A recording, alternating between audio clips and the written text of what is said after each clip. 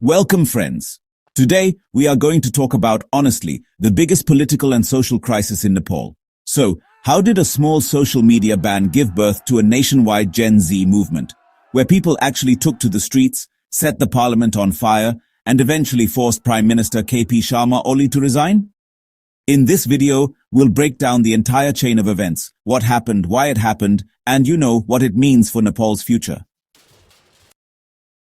It all started on the 4th of September, 2025, when the Nepal government enforced a new rule blocking 26 social media platforms. Major apps like Facebook, X, YouTube, Instagram, and WhatsApp were banned.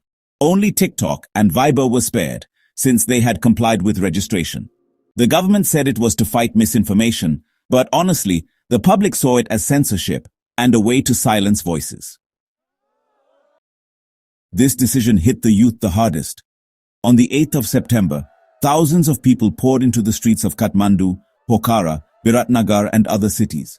This became known as the Gen Z protest. But it wasn't just about apps. People were angry about corruption, nepotism, and rising unemployment. When police responded with tear gas, rubber bullets, and even live rounds, the situation turned violent. In just one day, 19 people were killed and many were injured. Enraged protesters set fire to Nepal's parliament building Singha Durbar, the government's main administrative complex, the Supreme Court, and even the president's official residence. The prime minister's house also came under attack. Tribhuvan International Airport was shut down, the army was deployed, curfew was imposed, and helicopters had to evacuate leaders to safety. Amid growing pressure, Home Minister Ramesh Lekak was the first to resign. Then, on the 9th of September 2025, Prime Minister KP Sharma Oli stepped down from his post. He now remains only as a caretaker prime minister until a new leader is chosen. Meanwhile, the government lifted the social media ban, promised compensation to victims' families, announced free treatment for the injured, and set up a 15-day investigation panel. Friends, this movement wasn't just about social media apps. It was an outburst of years of frustration. Youth unemployment above 20%, deep-rooted corruption, and political nepotism had already created widespread discontent. When their voices were silenced online, the youth decided to be heard on the streets. So, as of 10th September, soldiers are patrolling Kathmandu, there's a strict curfew still in place, and, around 25 protesters have been arrested.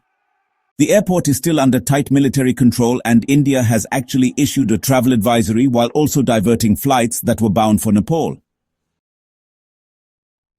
The biggest question now is, what happens next for Nepal? Will a new prime minister be chosen, or are early elections on the cards? Will the 15-day investigation panel deliver justice, or will it just deepen mistrust? And most importantly, will this movement mark the beginning of a new political era in Nepal?